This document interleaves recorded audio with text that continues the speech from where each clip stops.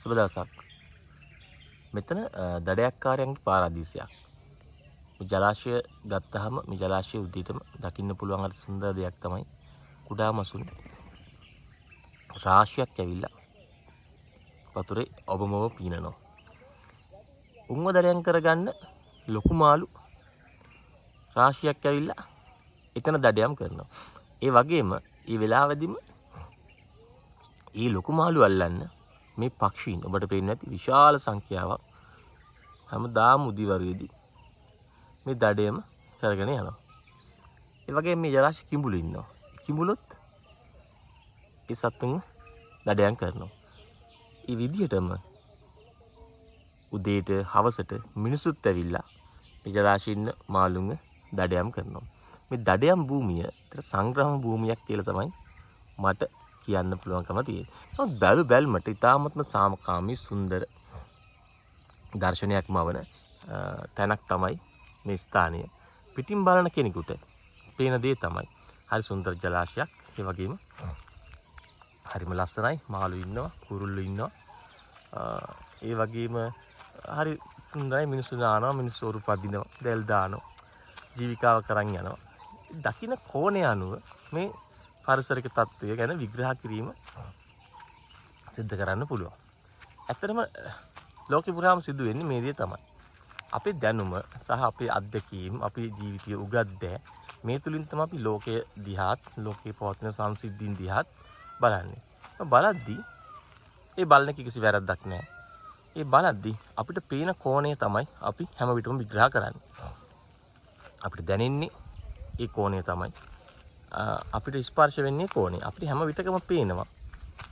අපි දන්නා දේ තුල සහ පේනා දේ තුල අපේ ඇතුළේ නිර්මාණය වෙන සිතුවිලිත් එක්ක අපි තීරණ ගන්නවා. නමුත් ඇත්තටම බැලුවාම නැත්නම් සත්‍ය වශයෙන් බැලුවාම තවත් කෙනෙක්ගේ කෝණයෙන් මේ தত্ত্বය එහෙමත් නැත්නම් මේ ප්‍රශ්නය මේ ස්වභාවය විග්‍රහ කළාම එයාට පේන්නේ එයාගේ අධ්‍යාපනය, එයාගේ දැනුම, එයාගේ පාසල, එයාගේ ආකල්ප, එයාගේ ගොඩනැගිච්ච පෞල් පරිසරය මේ සියල්ලත් එක්ක තමයි එයා ප්‍රශ්නයක් දිහා බලන්න. ඒක තමයි ගොඩක් වෙලාවට අත්දැකීම් සහිත මිනිස්සුන් එක්ක අපි වැඩ කරන්න කැමති වෙන්නේ. අත්දැකීම් සහිත මිනිස්සු දකින්න විදිය වෙනස් වෙනවා.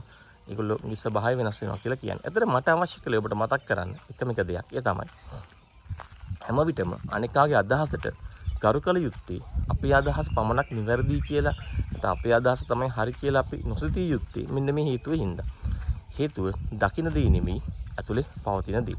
ඒ වගේම එකිනෙකා දකින්න විදිහ හැම විටකම වෙනස්. ඕනෑම ප්‍රශ්නයක්, ඕනෑම තත්ත්වයක්, ඕනෑම කන්ඩිෂන් එකක් එකිනෙකා දකින්න විදිහ වෙනස්. මොකද ඒ දේ තීරණ ගන්න ඔහුගේ මනස නැත්තම් ඔහුගේ මේ චිත්ත වේගයන් ක්‍රියාත්මක වෙන්නේ ඔහුට තියෙන අත්දැකීම් අනුව. එහෙම නැත්තම් ඔහුගේ තියෙන ජීවන ස්වභාවයන්, ඔහු මුණ දුන් තත්ත්වයන් අනුව තමයි ඔහු තීරණ ගන්න. ඒක හරියට වසර ගණනාවක් පුරා අපි හිතමුකෝ පොලිස් රාජකාරී නියුතු කෙනෙක් කියලා. ඔහු තීරණ ගන්නකොට ඔහු කොත්පමණ උත්සාහ කළත් ඔහුගේ අර පොලිස් ජීවිතයේ තියෙන අත්දැකීම් ඔහුගේ තීරණ වලට පෞල් පසුවීමට ඒක එන්න පුළුවන්. අපි හිතමු වෛද්‍යවරයෙක් කියලා. ඔහුගේ වෘත්තීය පරිසරයේ ලැබුණු අත්දැකීම්, ඔහු ජීවත් වුණු රටාව ඔහුට හැම වෙලාවකම ඔහුගේ තීරණ ගැනීමට එකතු වෙන්න පුළුවන්කම තියෙනවා. අපි හිතමු ඔහු ගුරුවරයෙක් කියලා. ඔහු තීරණ ගන්න හැම වෙලාවකදීම මේ ඔහු ගුරු වෘත්තියේදී ලැබපු අත්දැකීම් එකතු වෙන්න පුළුවන්. මෙන්න මෙවැනි තත්වයන් හරියට පාලනය කරගන්න බැරි වුණාම, අනිත් කෙනාගේ කෝණයෙන් දකින්න බැරි වුණාම පෞල් පරිසරයක් තුල ලොකු ගැටලු ඇති වෙන්න පුළුවන්කම තියෙනවා. උදාහරණයක් විදිහට ඉතා විශාල පිරිසක් පාලනය කර පුද්ගලයෙක් රැකියාවක නැත්තම් වෘත්තියක නිලධාරියෙක් වශයෙන් කටයුතු කර කෙනෙකුට ඔහුට පෞලත් සමහරලාට පේන්න පුළුවන් මේ තමන් පාලනය කරන තත්ත්වයක් විදිහට. හේතුව ඔහු දකින්න කෝණයත් එක්ක, ඔහුගේ තියෙන තත්ත්වයක් එක්ක තමයි ඔහු හැම වෙලාවකම මේක දකින්නේ. ඔහුට හැම වෙලෙම ලැබුණු සැලකිලි, නිලතල වලින් ලැබුණු දේවල් ගැන හිතෙන්න පුළුවන්කම තියෙනවා. ඒ නිසා අනිත් අය ඔහු කියන දේ ඇසිය යුතුයි කියන නිල බලය යටතේ මේ ලැබෙන්නට පුළුවන්කම තියෙනවා. නමුත් අපි තේරුම් ගත යුතු එකම දේ තමයි පෞල් පරිසරයක් ඇතුළේදී මේ තත්ත්වය හරි වෙනස්. සමාජයක් තුළ ජීවත් වෙනකොට පෞල් පරිසරයක් තුළ මේ තත්ත්වය හරි වෙනස්. හේතුව කවුරුත් බලන්නේ Taman දකින්න මතය හරි කියලා මිසක් තව කෙනෙකුගේ මතය පිළිගන්න නෙමෙයි. ඉතින් ඒ නිසා අපිට පුළුවන්කම තියෙනවා නම් හැම වෙලාවකම අනිත් කාගේ මතය ගැන බොහොම සාවධානව සාධාරණ කෝණයකින් බලන්න මේ පේන தත්ත්වය වෙනස් කරගන්න පුළුවන්. ඔබට පේන්නේ නැති මම මේ කතා කරපු මාතෘකාව ඇතුළේදී මේ ජලාශය ඇතුළේදී අපි දකින දේ නෙමෙයි සිද්ධ වෙන්නේ. මේක මාළුවෙකුගේ කෝණයෙන් හිතුවොත් ඔහු ඉන්නේ සංග්‍රාම භූමියක, යුද්ධයක ඉන්නේ. ජීවිත අරගලයක තමයි ඉන්නේ. පිටින් බලන සංචාරකයෙක් ඇසින් බැලුවාම ඉතාමත් සුන්දර පරිසරයක්, හරිම ලස්සනයි සබහාදහම්. තවත් කෙනෙකුගේ ඇසින් බැලුවොත් මේක කර්මය, වුන් ගත කරන ස්වභාවය. මේ විදිහට මේක දකින්න පුළුවන්කම තියෙනවා. සබහාදහමේ හැටි එක තමයි කියලා කියන්න පුළුවන්කම. ඒ නිසා හැම වෙලාවකම අපිට පුළුවන් නම් අනේකාගේ කෝණය ගැන හිතන්න.